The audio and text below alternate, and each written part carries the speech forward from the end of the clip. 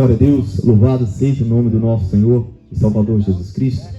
Não é? Também eu quero cumprimentar a todos os que ouvem, não é?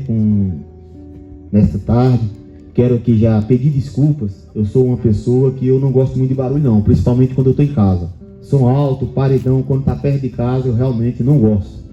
Mas, como uma causa é justa, o nosso objetivo aqui é trazer para os nossos amigos uma mensagem do reino dos céus.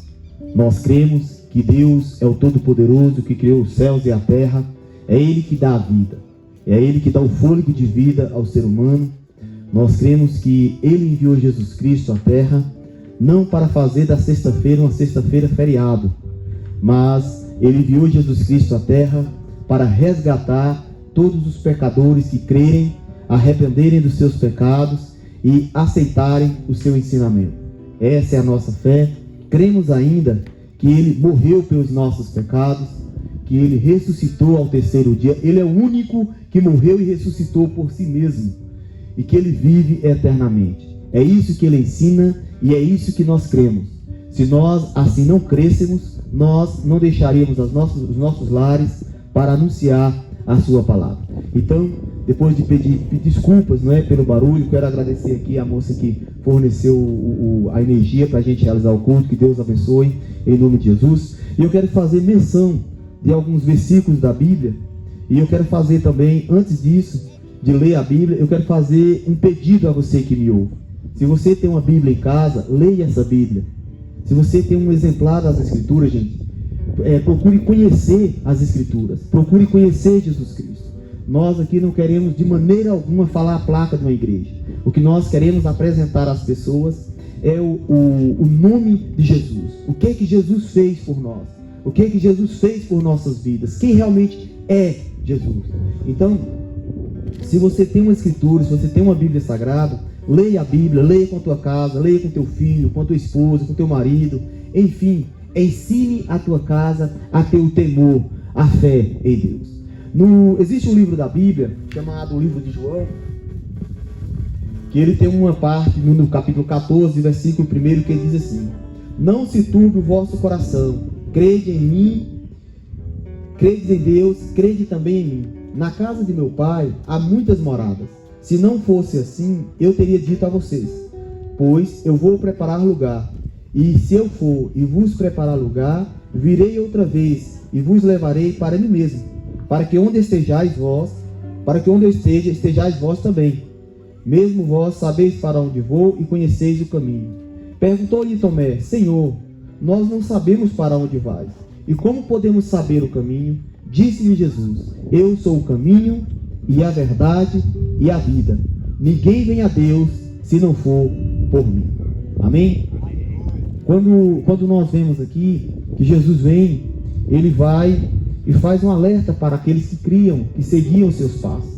Ele diz: olha, não fique o vosso coração atribulado, não fique o vosso coração angustiado. Passaram-se alguns anos aí, né? Estamos saindo aí do pós-pandemia, onde nós já não ouvimos mais falar do Covid. Você não precisa mais andar de máscara, não precisa mais ficar escondido.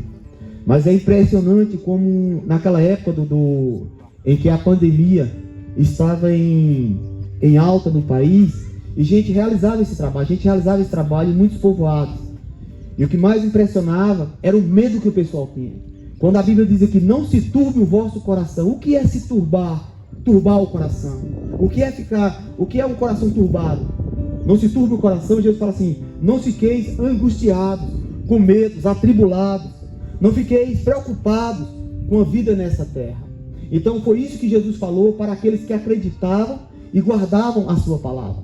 E naquela época de pandemia, a gente chegava nas casas e era comum as pessoas olharem e dizer: Alencar, eu não estou nem dormindo direito. A minha irmã chegou de São Paulo, ela ligou para mim e falou: Alencar, São Paulo está parecendo um filme de terror. Quando você sai de dentro de casa e pega um carro, para no farol, os vidros não podem baixar, porque viu um monte de mendigos batendo no vidro e falando: ei, me dá comida. Eles não queriam dinheiro, eles não pediam nada. A única coisa que eles pediam era um resto de comida. Enfim, e eu vi muitas pessoas preocupadas. E eu dou graças a Deus porque essa preocupação não alcançou meu coração. Por quê? Porque eu tenho promessas de Jesus Cristo. Ele diz, olha, não preocupe o seu coração. Nós vivemos num mundo onde é cheio de preocupações. Nós dormimos hoje, não sabemos se o salário vai cair no mês que vem, não sabemos como vai ser o dia de amanhã, e temos essas preocupações que vai aquietando os nossos corações. Mas Jesus, ele ensina aqui, não preocupem os vossos corações, credes em Deus, crede também em mim. Interessante que ele diz assim, ó, na casa de meu pai há muitas moradas. Olha o que Jesus fala aqui. Ele não fala assim, olha, lá em Mulungu tem terreno, tem posses para vocês. Ele não fala assim.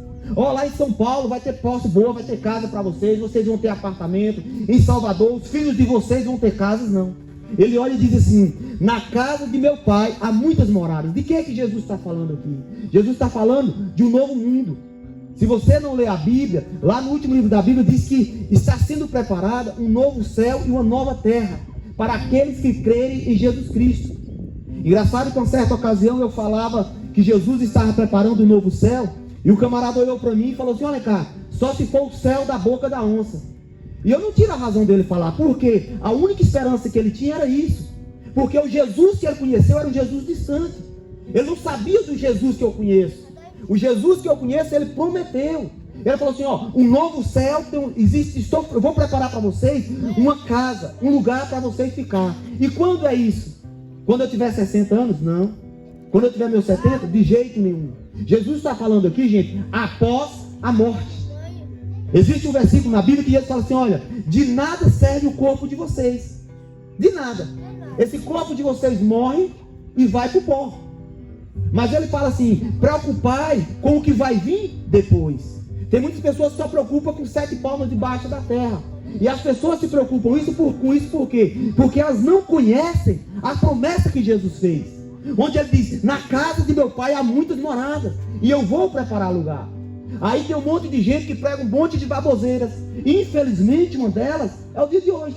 Ah, sexta-feira santa, você acha que Jesus veio morrer veio na terra, sofreu, morreu na cruz para fazer uma sexta-feira santa? Para você não comer peixe? Né? Para não comer carne, só para você, então, para comer peixe, né? O pessoal come peixe no dia de hoje. Tem muitas pessoas que não, Jesus morreu para comer peixe. Vamos comer peixe porque foi para isso. Será que foi para isso que ele morreu? De maneira alguma, gente. Jesus morreu para perdoar o pecado da pessoa, porque as pessoas desse mundo, a Bíblia diz assim, ó, que tudo que os nossos olhos estão vendo está guardado para o inferno. A Bíblia diz assim, ó, que tudo que nós vemos está guardado para o fogo. Se você entrar, for ler a Bíblia, se você for conhecer o Jesus que nós pregamos, você vai ver lá que Jesus foi a pessoa que mais falou para os homens tomar cuidado com o inferno. Foi Jesus, olha, cuidado porque um dia haverá um juízo.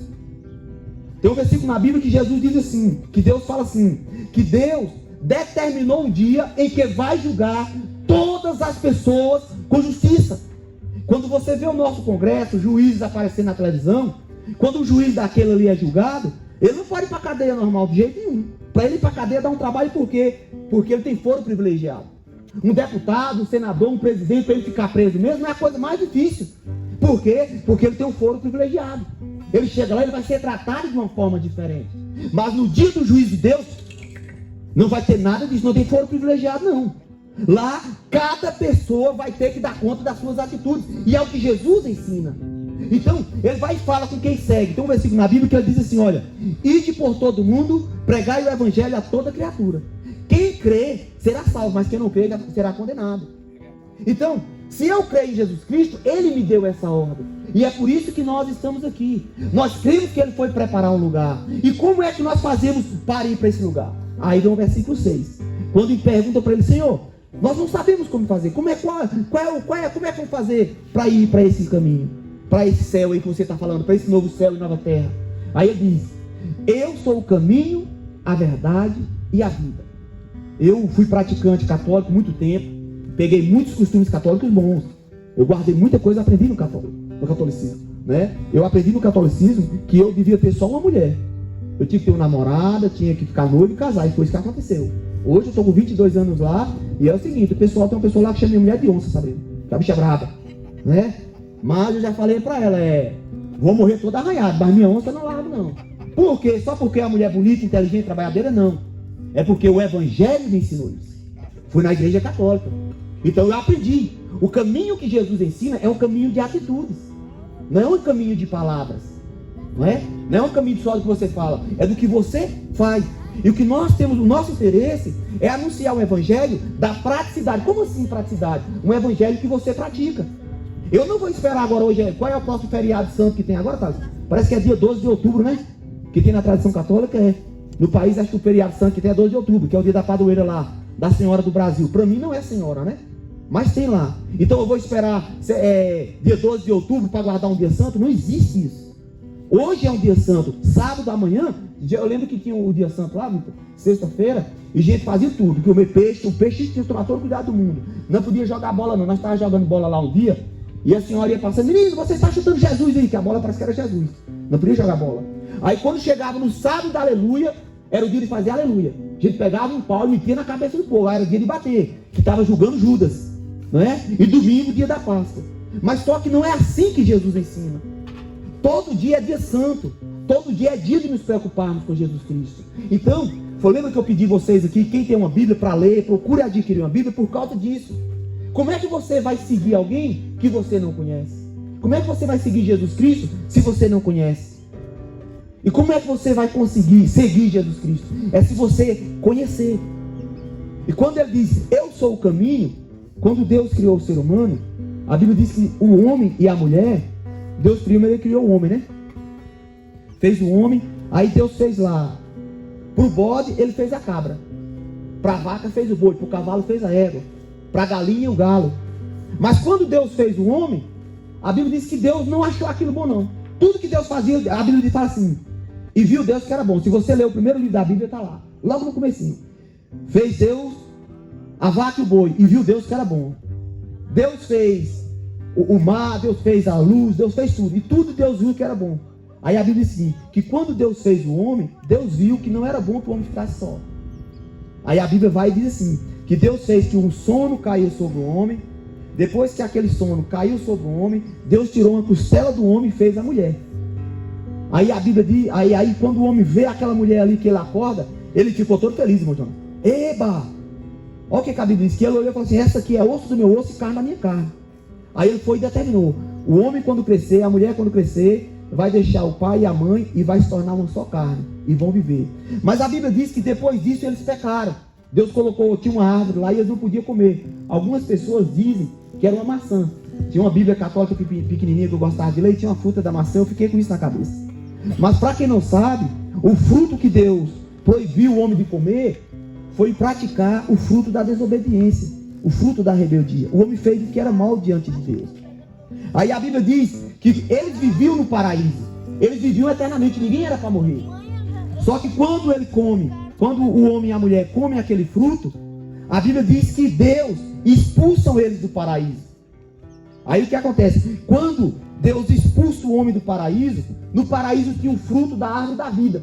A pessoa que comesse aquele fruto ali, ele vivia eternamente, não ia morrer mais.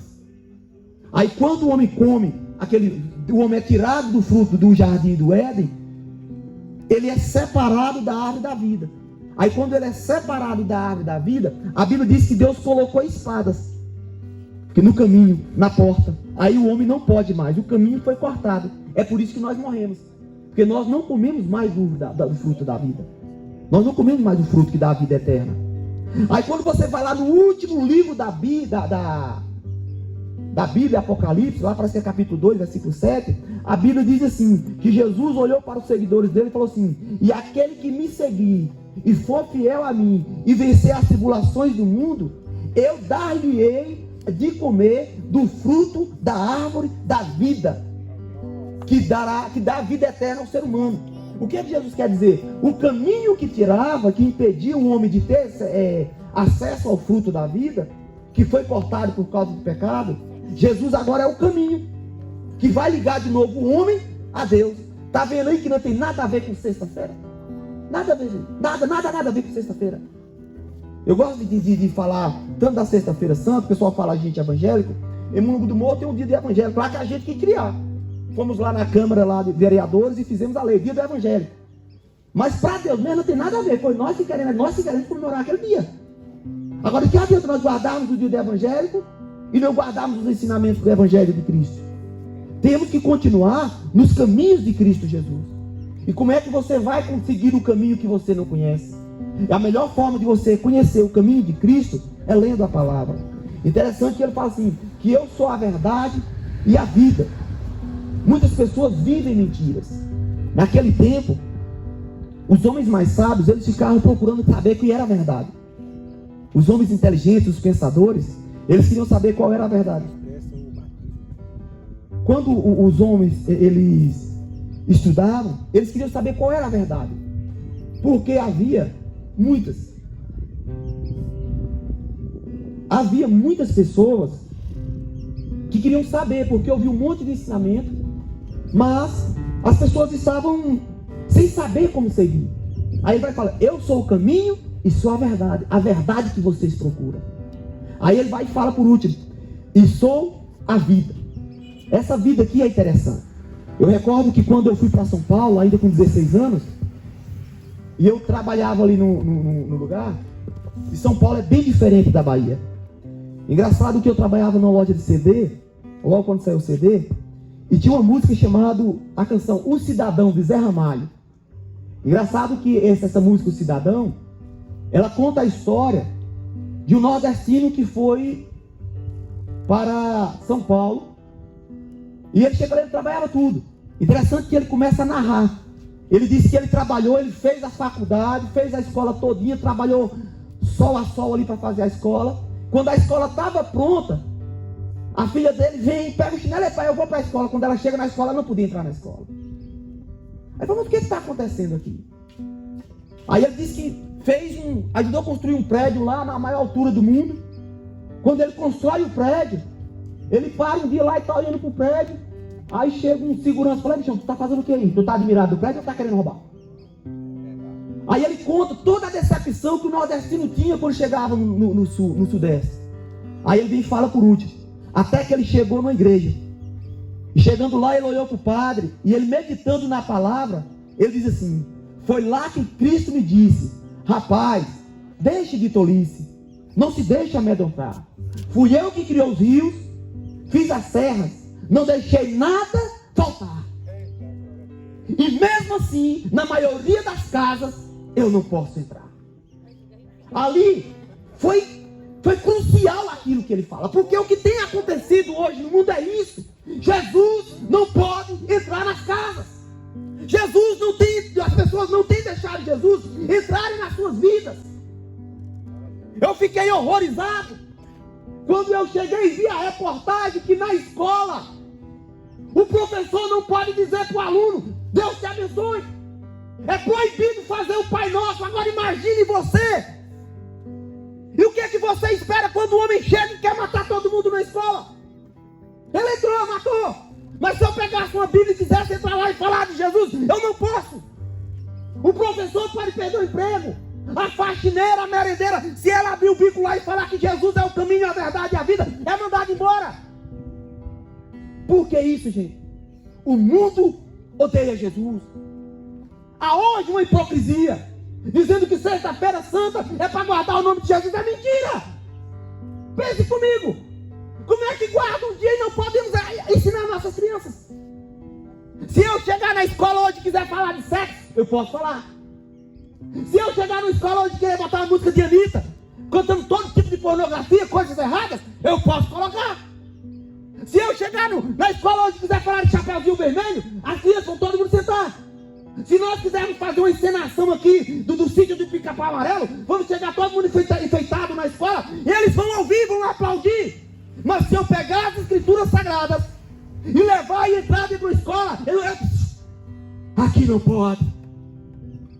Aqui não pode entrar. Aqui não pode falar o nome desse homem. Não pode pregar ele aqui não. Não fale do nome desse homem, de Jesus na escola, não pode. É lei. Mas sabe o que eu acho interessante? Jesus não precisa da lei dos homens. Ele não precisa não. No dia que o Brasil falar assim, olha, se falar de Jesus vai ser preso, eu já falo, moço, arruma a cadeia aí, vê se arruma, não tem uma caminha boa, não ajeita uma cela boa para nós, eu já vim para você estar preso. Então, o que nós pedimos às pessoas é que guardem a palavra de Jesus.